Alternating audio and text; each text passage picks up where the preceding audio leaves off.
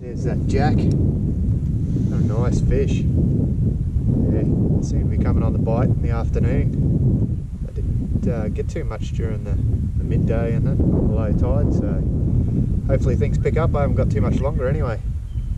I've got to head back. Alright, anyway, get this guy back in the water.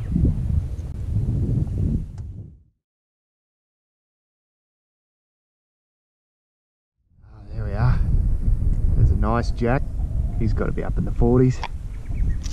Oh, anyway, we'll get this fella off and we'll see how big he is. That was on the Rapala X-Wrap again. I've been using that lure for about three sessions now and it's still going strong. It's got a bit of paint missing, but it's doing well. Alrighty.